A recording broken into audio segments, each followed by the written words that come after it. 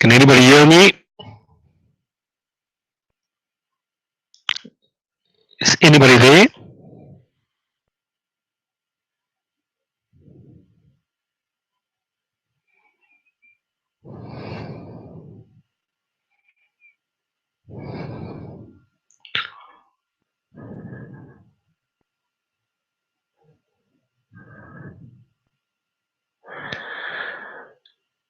Hi guys, is anybody there?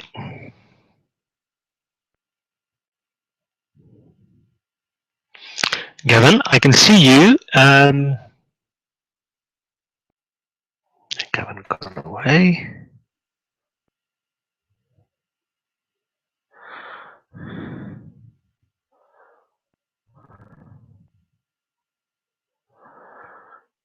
Hi guys, can anybody hear me?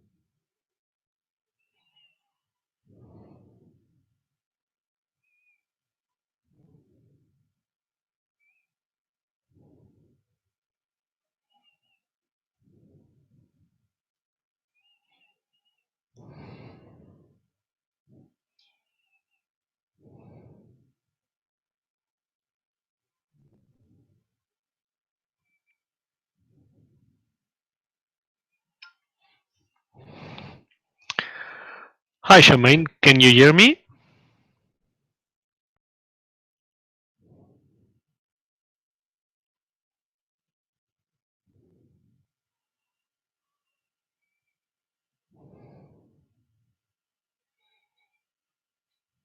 Okay, Gavin is there. Hi Gavin, can you hear me? Okay.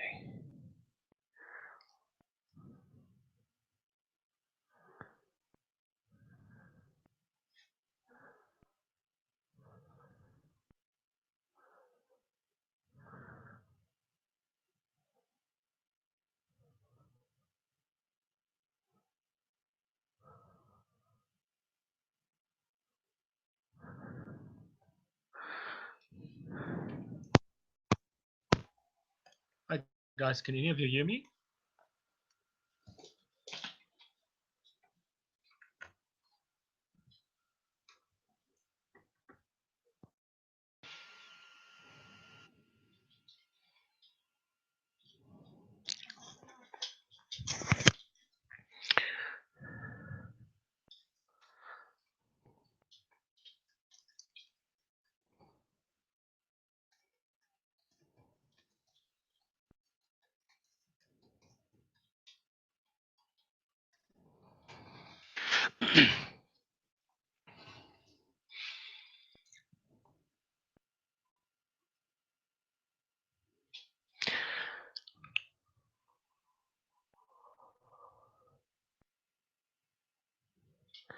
Okay guys, we will start shortly.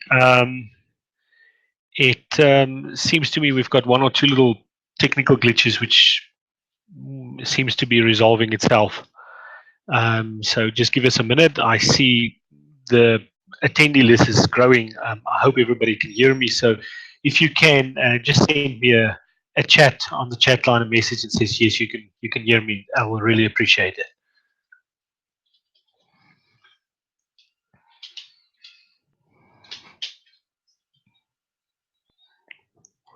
Hi Nadia, I see you there. Thank you.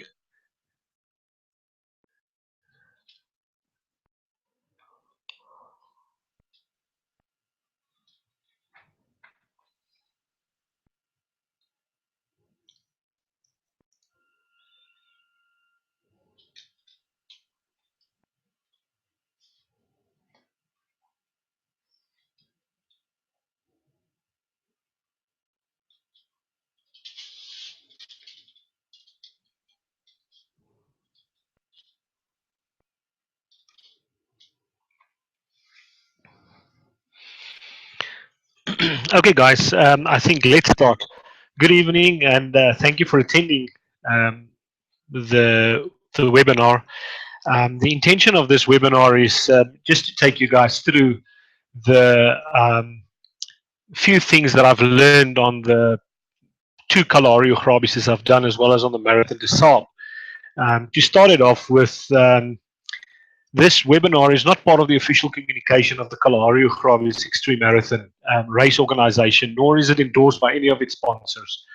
The information that I'm providing here during this webinar is based on research that I conducted during the 2013 Marathon des Sables, and the source data has been published for audit purposes, and the results published in various smaller papers, and that remains open to peer review. Um, so any advice pertaining to medication or medical treatment is for indicative purposes only, and you should discuss whatever medication or treatment you would like to do, or training program you'd like to start with your personal physician, and obviously once you're at the race, with the race doctor. So I hope that you will leave here with some good information, but all information that you will be gaining access to, you need to contextualize that for yourself. This is very important. We're all fairly different, but we're also very similar. So there are would be components of what I'm going to tell you tonight that you can take with and apply to yourself. So if there's any questions you have, or any statements you would like to make, just use the chat line, send me a message, and um,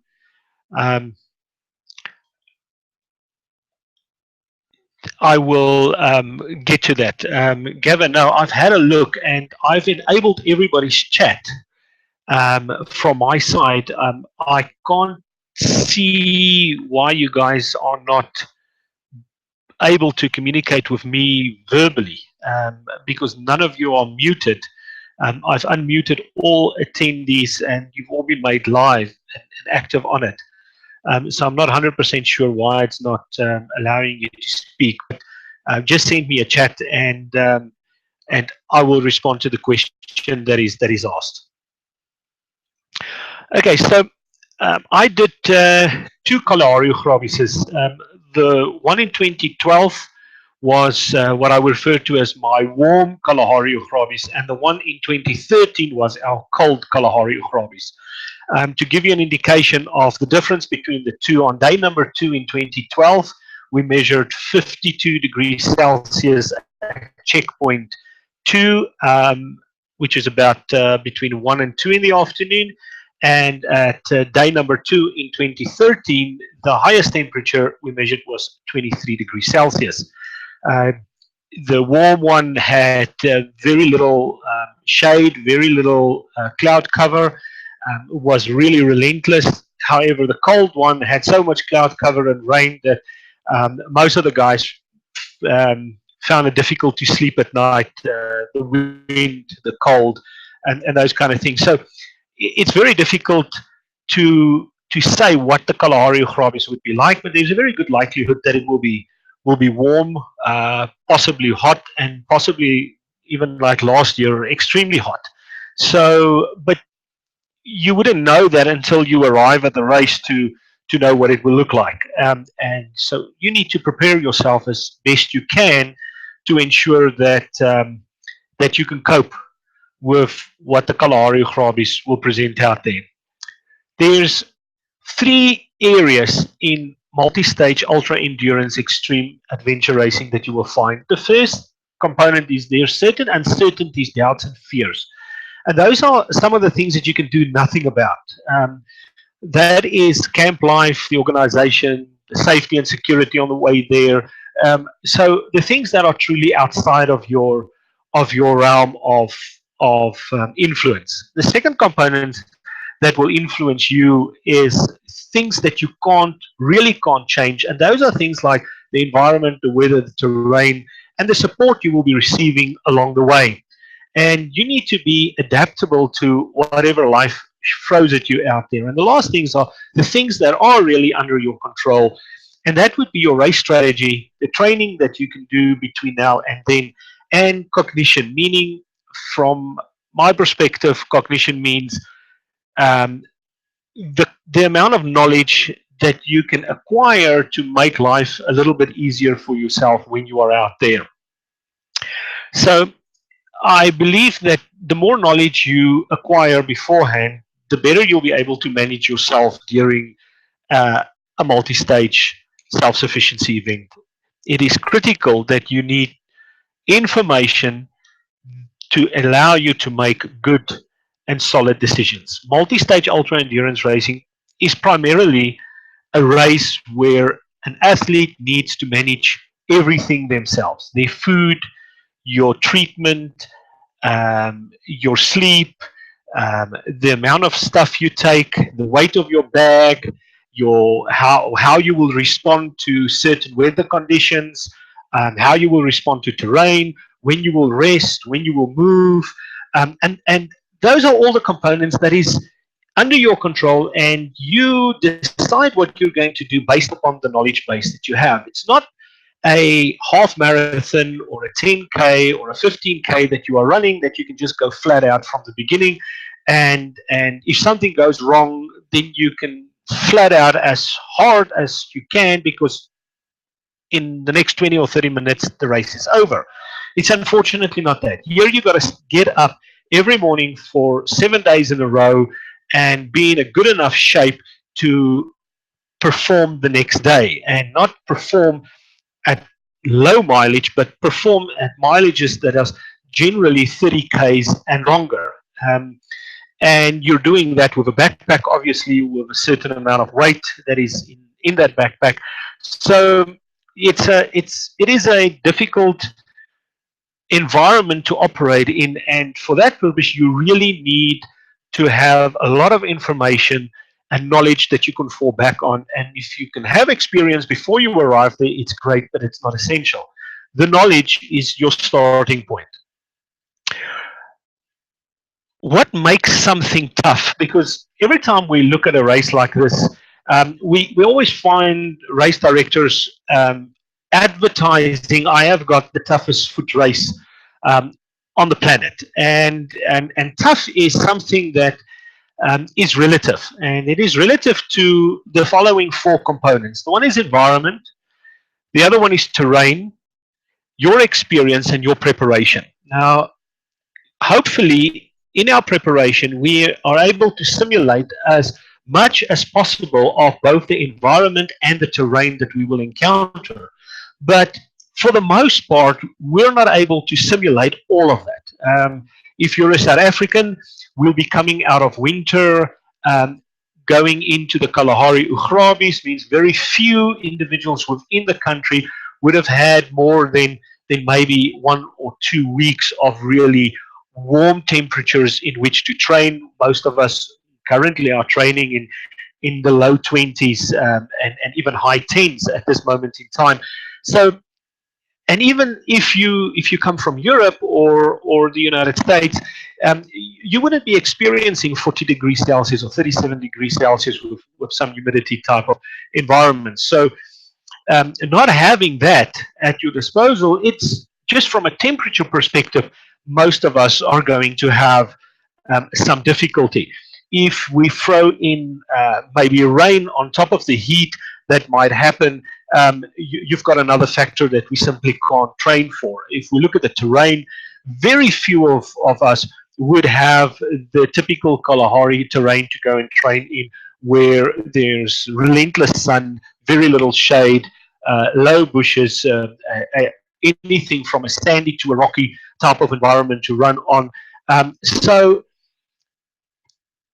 it is not anything else except those two components and our inability to effectively prepare for it that will make something tough. So, and how you respond to each one of those will determine whether you're going to be successful or not. What I've seen often is guys arrive there, they do not read the environment, they do not read the temperatures, and they approach this the way you would approach a half marathon or a 10K on a road, and they push themselves really hard on day one, really hard on day 2, and somewhere during day 2, the wheels come off and they've run themselves out of the race. Um, Effectively, something like the Marathon des Sables or the Kalahari or Grabis is actually 3 races in one. The first 3 days is your first race. Your second race is your long stage, and then your final race, your third race, is the last 2 days. So you need to be able to get through race 1, your first 3 days in relatively good shape, so that you can move into your second race, which is day 4, which is your long stage, and emerge from that relatively unscathed, and hopefully you'll have a full rest day, after which you've got the last 2 days, which for the most part will be roughly about 60 to 65 kilometers in total for the last 2. So given that, you're probably going to do 190 kilometers in your first 4 days.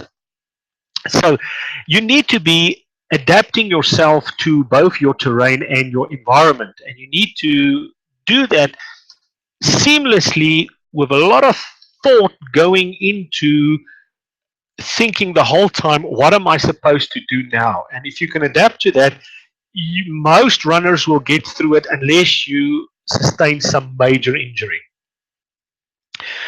So what does a typical runner look like that participate in something like this, and that will go to the Kalahari Grabis? You will have 3 really basic things that drive you. The one is your desire for adventure.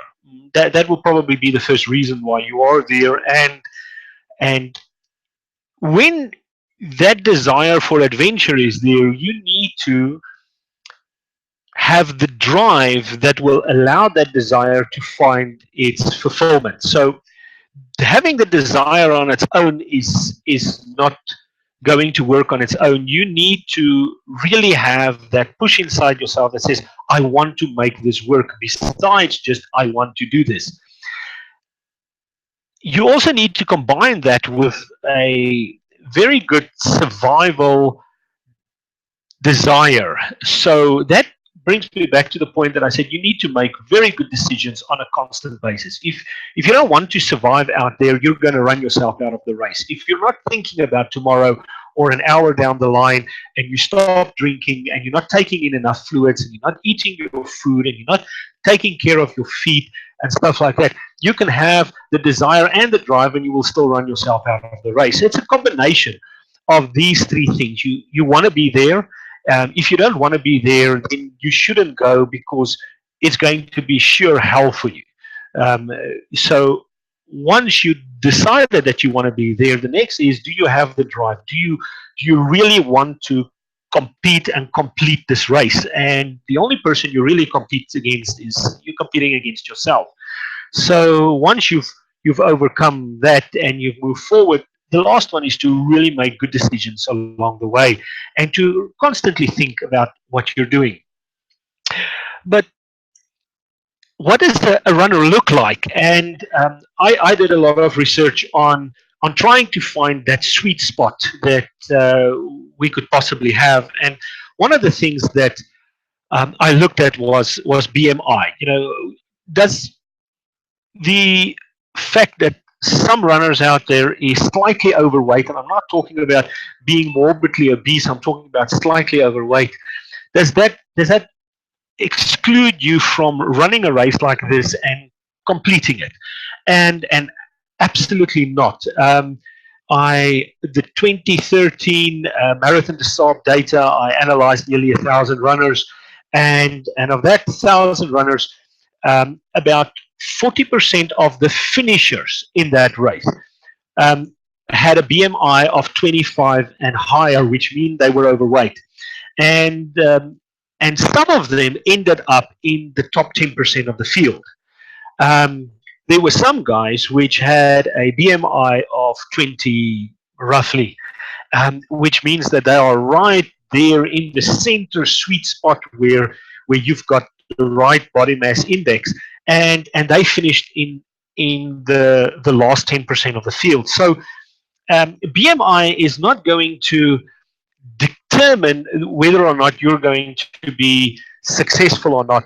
um, per se. So what you need to do is you need to be fit, be ready, and be mentally prepared for the race. The rest um, you can cope with if you plan really well along the way and you manage yourself really well along the way. So BMI is not a major contributing factor. Um, the next thing I looked at was whether body fat percentage um, played a significant role, because there is this tendency to want to say to everybody that would like to be an athlete that you need to, as a male, have 2.5 or 5% body fat, and unless you've got a six pack, you're not going to perform out there. And that I found to not be true either.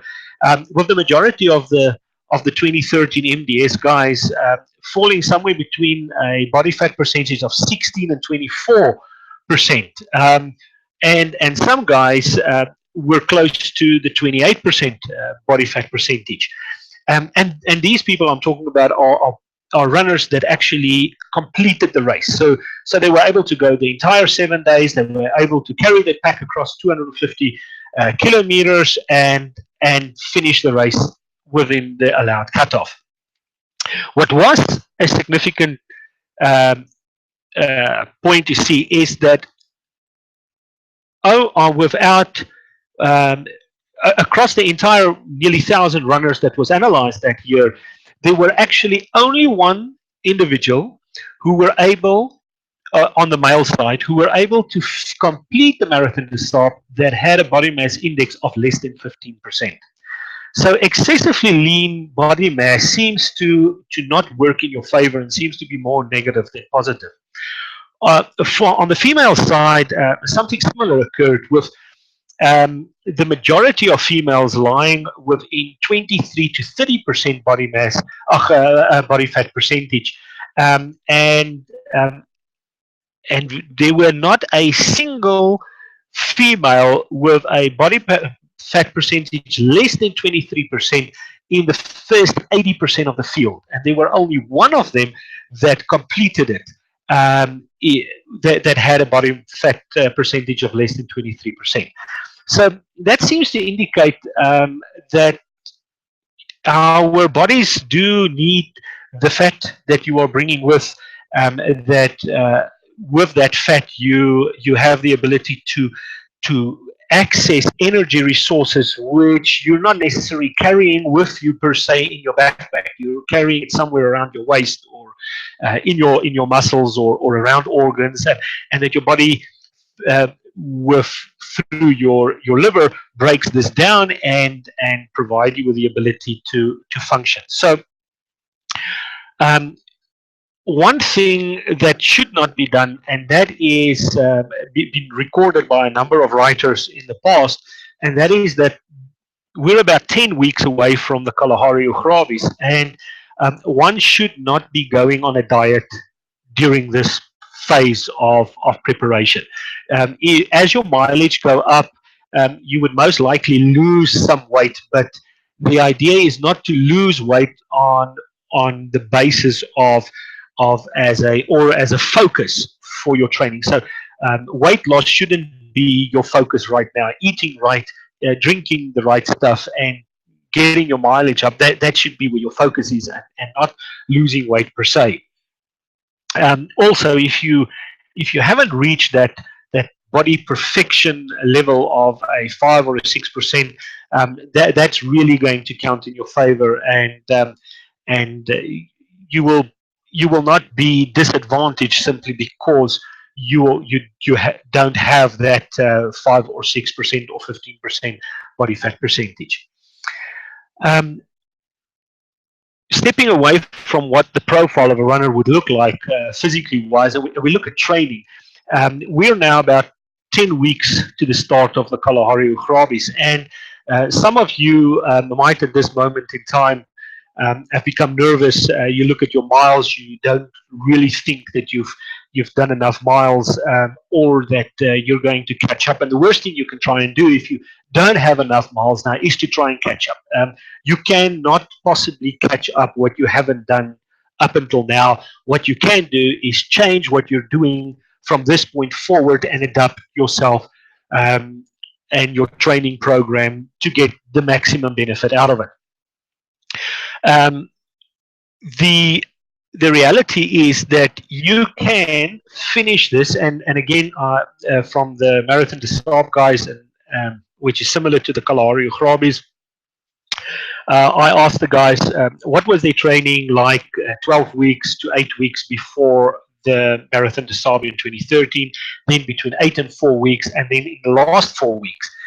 And I divided them into three categories. The first category was the performers, the guys that have the genetic ability to end up in the top 10% of the field. And then I had the category 3 guys, which were in the bottom 10% of the field, and then I had everybody else in between. And the bottom field of the guys at this moment in time, 10 weeks beforehand, were doing roughly 55 kilometers per week, where the top guys were running on average 85 kilometers a week, with the middle guys about 70 kilometers a week. Going into weeks 4 to 8, so that 4-week period, the bottom 10% of the guys were again still only running 55 kilometers a week. The middle group of the guys again still 70 k's. However, the category 1 guys in the top 10%, they upped it to 90 kilometers per week on average. And then in the last 4 weeks, the average came to 50 kilometers for the bottom 10% of the field, 80 kilometers for the week on the top 10% of the field, and 60 kilometers a week for the central guys, with their long runs not being measured really in terms of kilometers, but rather in terms of time, and the guy spending a long run of between 2 and 3 hours. Now, obviously, depending on individuals' running speed, that would mean that you would be running anything between 20 and 35 kilometers in that time. And that sounds roughly about right, and it also says that it's relatively optimal. They did emerge a slight disparity between those guys that were running 5 times opposed to 6 times a week, and the guys that were only running 5 times opposed to 6 times a week did somewhat better than the guys who ran more or more days. And I think we can simply attribute that to the fact that that you've got compounded fatigue week after week, and that running 6 days a week just simply don't afford your body the opportunity to recover. So where should you be right now 10 weeks to the start, and what should your objective be to arriving at the Kalahari Ugrabis? And I think one of the things that Bruce Fordyce taught us very successfully was rather arrive slightly undertrained, and I'm not by that saying that you should arrive there with no training or seriously unfit and unprepared. I'm saying rather arrive slightly undertrained than overtrained, because overtrained would imply that you're going to arrive with injuries, you're going to be seriously fatigued, a number of things are going to be wrong before you start your race, and that is to be avoided like the plague, because very small little things right in the beginning of the race is going to end up being really major things 200 or 50 or 60 kilometers down the line. And out there, with the heat, the combination of the heat, you know, as well as the terrain that you find yourself in, the lack of sleep you're probably going to find, that combination is going to make small little things seem really big. If they're not physically becoming big, they will definitely mentally becoming really major stumbling blocks towards your success. So the second thing I can tell you is, if you are not at that point where you think you should be, and if we looked at it, if we say you wanted to be in the middle of the group, you just wanted to finish, and you're not running 70 kilometers a week right now, the one thing I can tell you is don't panic. If you panic now, you're going to make a few mistakes, and probably the worst one you're going to do is you're going to try and do catch up. You're going to jump up and down and try and run more, run faster, do more hills, do all of those kind of things. And this is the wrong time to do it, because if you get an injury now, whatever happens to you now is going to make your situation worse. You have the ability to make it better, but that will mean that you should not panic right now. And you should focus on quality opposed to quantity of training. That brings us to probably one of the most contentious points out there, and that is the 10% rule versus dynamic adaptation. So in general, in our running environment, we all adhere to the 10% rule, meaning we're not going to increase our distance with more than 10% any given week. And more research shows that is not true. That is simply a rule that was fictitiously created with no scientific evidence to back it whatsoever. So Dr. Jack Ragland created a thing called an overtraining questionnaire and wrote a lot of research around the 10% rule versus dynamic adaptation. And if you go and look up Jack Ragland, and it's Jack, J-A-C-K, and then his surname, R-A-G-L-I-N, you will find his overtraining questionnaire.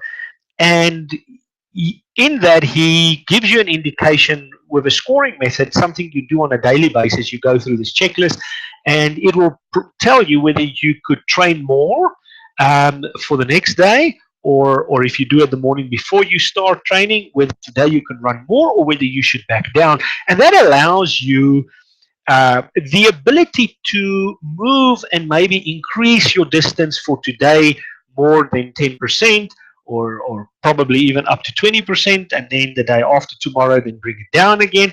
And this will ensure that you get the maximum benefit out of your training, opposed to just applying this 10% rule because you are panicking now and try and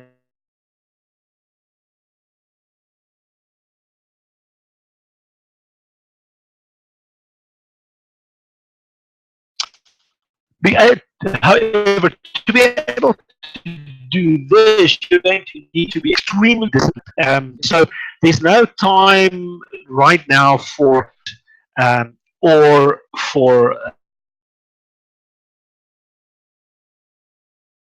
need to be very consistent, very conservative, and consistency is more than spectacular, and it's definitely worth more for you right now. So you're only able to push out a 50-kilometer week right now, then that is what you do. And if that is all you can achieve between now and the time that the race starts is a 50K week, and maybe it even falls at some point to a 30K week, then that is what you can do, because you're not a pro athlete. You still need to fit in your social environment, your work environment around all of this. Then that is what you do, but you do that consistently. You go out to get quality instead of quantity out of this, and you make this the basis. That will also then obviously mean that accordingly, and we will speak about that a little bit later down the line.